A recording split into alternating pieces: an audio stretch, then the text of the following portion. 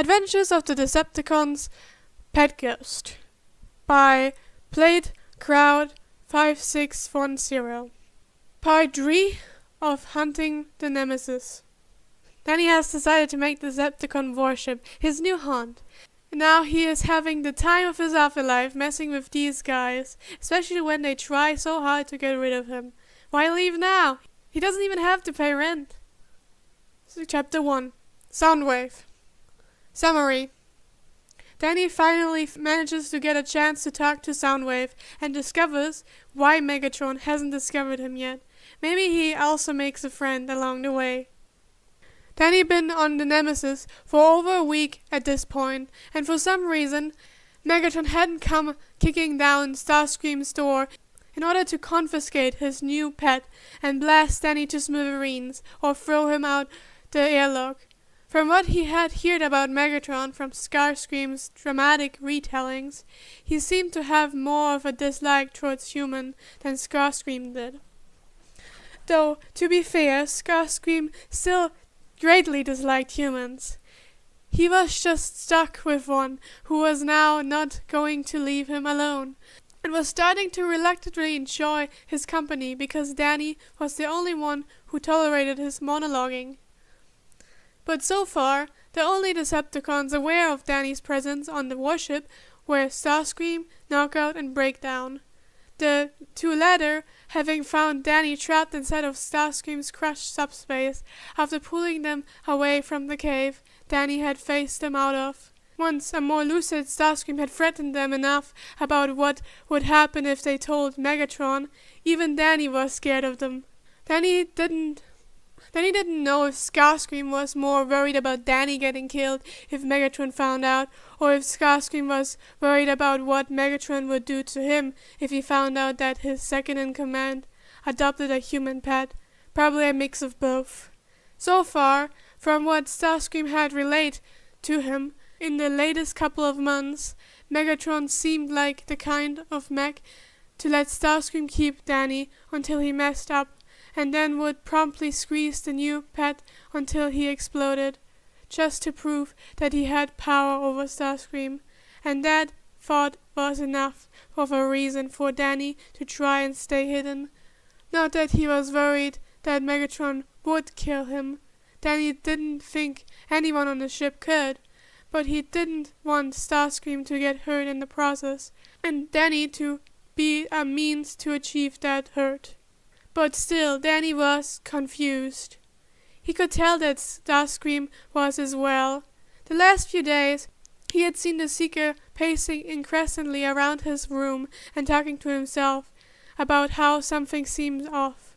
Starscream had warned Danny not to leave his room, which, naturally, Danny didn't listen to. But apparently, the bathrooms, personal quarters, were the only places on the Nemesis without security cameras. But with all of those cameras, there had to be some way that Megatron knew about him. That is, unless someone was messing with the footage.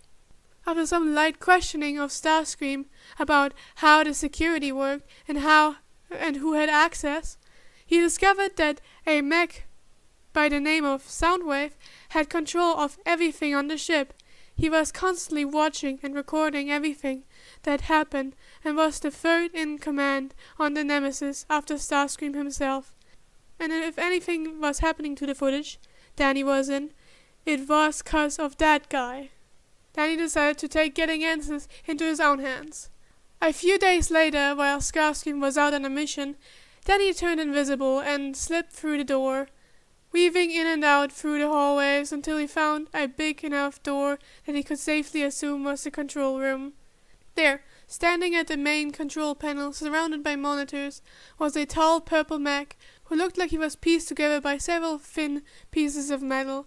Compared to the rest of these guys, even his arms seemed as thin as paper. The purple origami man was rapidly typing on the keys, his fingers even longer than Starscream's, which Danny didn't even think was possible. As Danny floated closer to his side, he saw the black screen covering his faceplate, removing any expression from the table.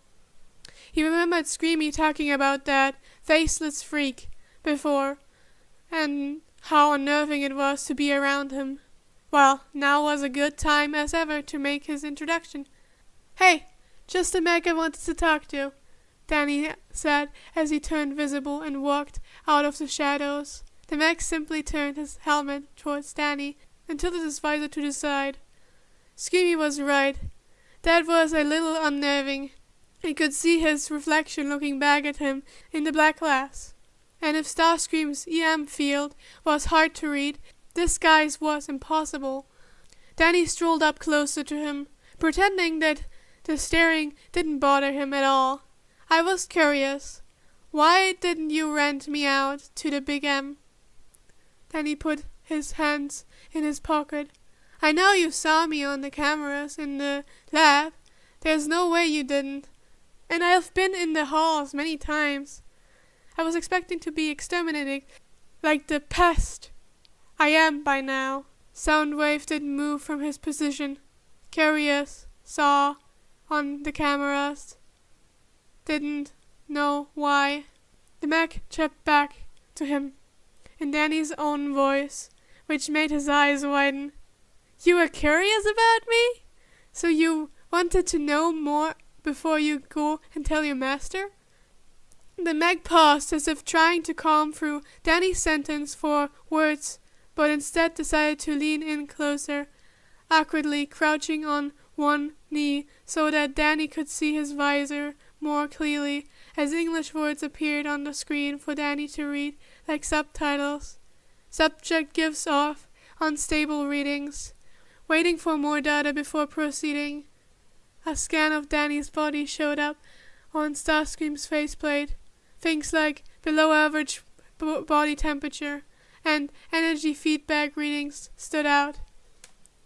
Danny laughed nervously. It seems this guy was closer to finding Danny out than he would have hoped. Danny rubbed the back of his neck as he stepped back a bit. "If you find out what I am, will you tell Megatron?" Soundwave stilted a bit too long for Danny's liking before responding. "Negative." The voice sounded strangely monotone and robotic compared to any other mechs he encountered. Statement: report is required for all unauthorized guests. Statement: you are not unauthorized. Danny smiled. "So because Starscream led me on, I'm allowed?" He paused. "Also, was that your real voice?" The mech again waited for a long moment before responding. "Both assessments correct." "I didn't think you spoke around other people," Danny questioned. He was sure that Starscream mentioned he never heard the mech speak, and Starscream didn't even think he had a voice. Soundwave straightened slightly, so he wasn't crouching down so far to meet Danny in the middle, only when necessary. He then started turning around to face the monitors again. The work grind never stops. Then he scuffed his foot back and forth on the floor. Starscream wouldn't be back for another hour or so, and he was bored of those data pads. Danny coughed into his hand, causing the mech to turn his helmet back towards Danny again with a slight tilt. "You mind if I join you for a bit?" Soundwave paused and thought before he replied with a quick nod.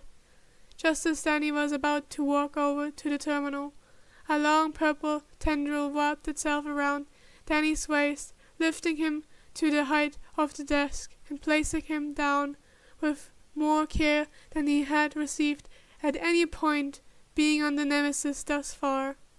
Soundwave must not have been doing anything important for him to let Danny watch, or maybe he just didn't think Danny was able to learn Cybertronian that fast. Danny sat down on the desk with crossed legs as he glanced over the text, flashing over the screen rapidly. The other monitors were showing cameras and other information they were scanning from Earth, photos, maps, and even articles of dig sites. Danny sat there, enamored by the work. "Request, reveal your designation." Danny's head snapped up and back towards Soundwave's visor, which was solemnly focused on him. Then he guessed on the cameras he was just called the Human, or Pest, or Starscream's pet, It was nice of him to ask. Danny! My name is Danny. Danny smiled brightly. Soundwave nodded as a smiling emotion appeared on his visors, and he turned back to his work.